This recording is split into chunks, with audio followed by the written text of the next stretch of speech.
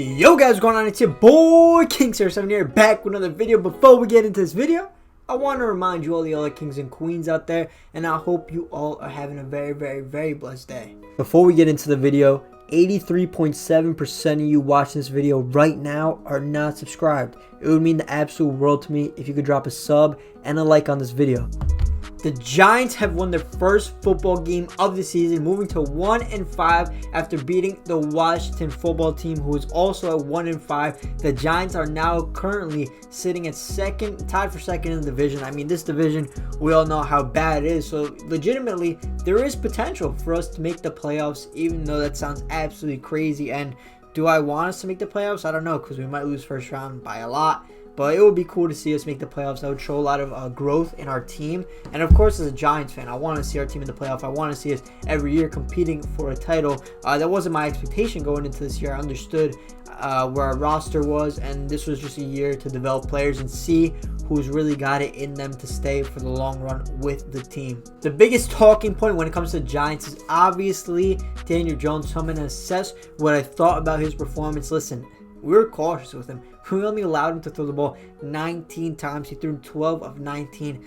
By any means, it was not, a spectacular performance. It was just average. He was more of a game manager in the game. I mean, he got the win, which is most important, but he did throw that interception. If you guys do watch my Giants franchise, I throw a lot of interceptions just like that. So maybe I'm accurately portraying Daniel Jones' performance in real life, also in Madden. But nonetheless, Daniel Jones did show off his wheels, which is why some people believe that his potential is higher than Eli Manning's because his ability to run with the football in his hands. I think he did a phenomenal job with that. He did miss maybe one or two passes here and there.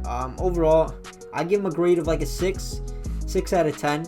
You know, he got the win, which was ultimately what he needed to do. He got the win, but what's crazy is 3 out of his 4 wins his career is against the Washington football team, which, I mean, I guess you could. It's concerning, but also it's good because you should be beating the Washington football team every time you play them. So it's like he's taking care of business when he has to, but it's also bad because he almost loses to every other team in the NFL. So I mean, I don't know. It's give or take. Yet again, I will not change my stance on Daniel Jones. I think his ceiling is Eli Manning. I'll take that as you want. If you're happy with having Eli Manning for another 10-15 years, then you'll be happy as a Giants fan. Secondly, I'd like to talk about the coaching and some coaching decisions on specific plays. I think the coaches almost threw this game for us. First of all, let's speak about that punt, right? That punt, we could have received the ball on the 1 yard line, all right? Who cares? We're going to run it out of the end zone. We're running pretty well against the Washington front line all day. I do understand that they have a plethora of talent on that defensive line. It's almost all first round picks, and you don't want to risk getting that safety, but even that safety, it would have gave him 2 points. Instead, we redo it, and they get a chance to go for it on 4th down. We know the reputation of Ron Rivera. The Giants had to have seen such a gutsy call coming from Ron Rivera. Like, he's known for doing those types of calls.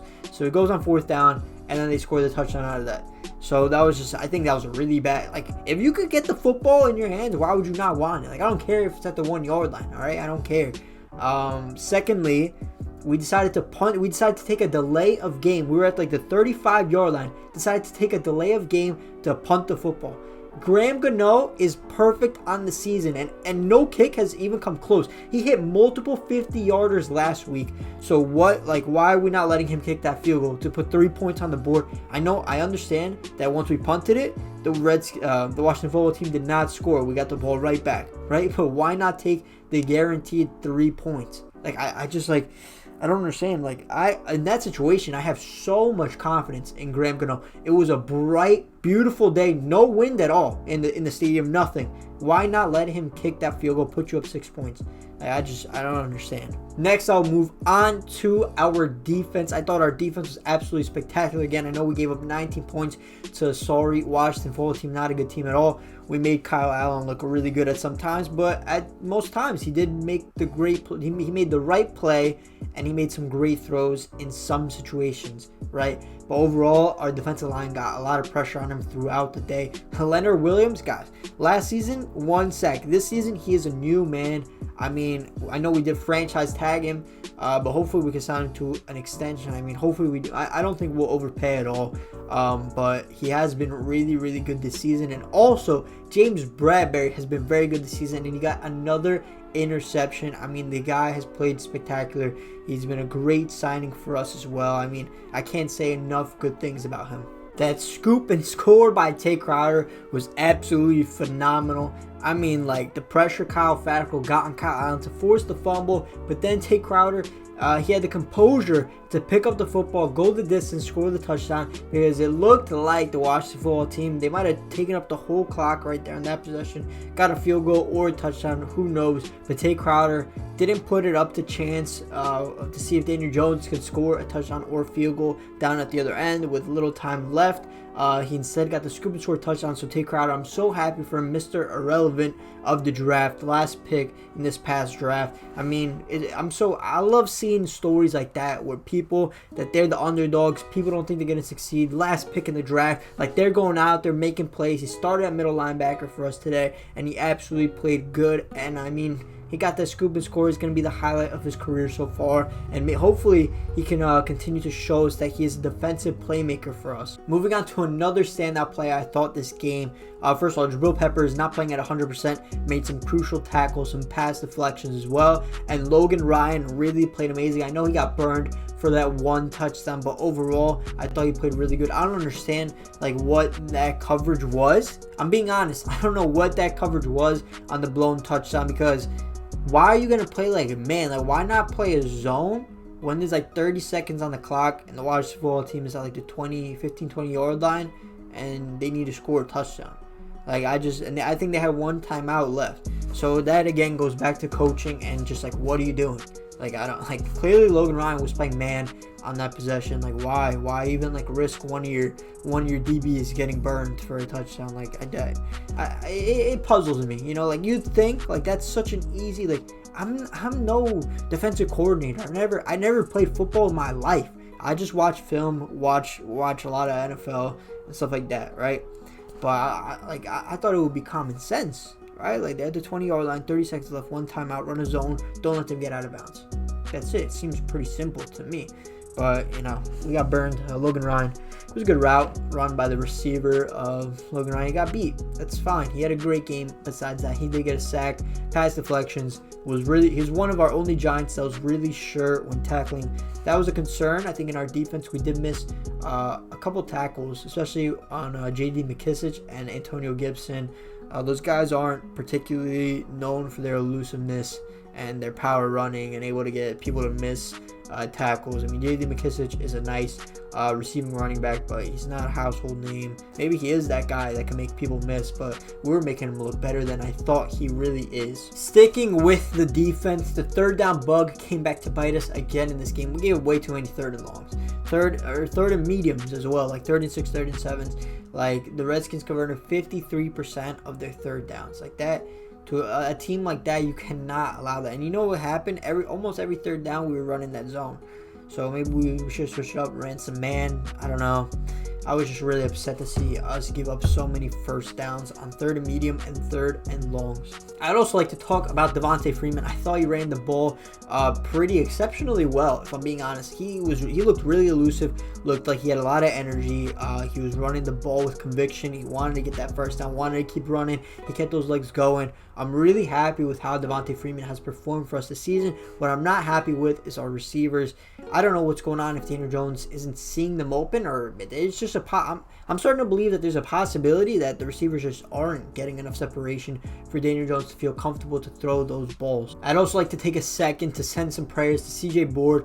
I haven't looked yet. I don't see if they released any. I haven't seen if they released any news about his neck injury. He was getting rushed to the hospital after X-ray in the locker room. I hope it's nothing serious. Of course, football is just football. There's bigger things than football in life. Health is probably at the top of the list. Health and family. To me, those are the top two. So I really hope it's nothing too serious. I can't even imagine playing football is like you sustain that kind of injury. Even just the toughness, the mental toughness you have to get back on that field, playing with no fear of such an injury happening again. It's just I respect all athletes of every sport, but especially football. They go out there every single week knowing the possibility and risks of injuries that could happen in football. They go out there and they play the game 100% all the time. You can't knock any football player. That's why I try most of the time to never discredit a player and be like they're absolute trash, this and that, because listen, I mean, I'll say there's players better than them, but to be in the NFL, you have to be superb talent. It's really hard to get into the NFL, so good for those guys. But other than that, Darius Slayton, he wasn't 100% going into the game. He did get that touchdown grab, though. Beautifully thrown ball from Daniel Jones. That's why he did get the nickname Danny Dimes, because he is capable of throwing those beautiful passes at times. But I hope Darius Slayton is going to be good to go. We have a short week coming. Thursday Night Football against the Philadelphia Eagles. We're going to need Darius Slayton healthy in that ball game if we want any chance of winning that game, because our other receivers, we got the new kid Austin Mack, Evan Ingram. I don't know what's going on with Evan Ingram. I have him on my fantasy team. Pretty disappointing so far. Hopefully we release Damian Ratley. Maybe we sign Mohamed Sanu or something. I don't know. We're going to have to find some receiver somewhere to provide offense for us. Give Daniel Jones options to throw it to. But guys, next week we are playing the Philadelphia Eagles on Thursday Night Football. They did have a nail biter against the Baltimore Ravens, so it's early in the morning. I barely slept. You know me, doing schoolwork, barely sleeping, whatever. But they are playing the Philadelphia Eagles Thursday Night Football. I'm predicting another W. Carson Wentz is very turnover prone. Miles Sanders, who knows what his availability is going to be. They don't have Alshon Jeffrey, Deshaun Jackson. Zach Ertz is getting an MRI, as well as Miles Sanders, which I already said. So they're looking really depleted on offense. And also, I think it was Mills left the game early for them on defense. But overall, they're just as banged up as we are. And we'll see. I think it's a potential dub. It's going to be a hard-fought game, as always, against the Eagles. But guys, let me know what you guys think about next week's game and my analysis of the game against the Washington football team. And if you have any different opinions than me, make sure to comment down below. If you did enjoy this video, make sure to drop a like, a comment, and subscribe. It's been your boy, King7, and I'm out.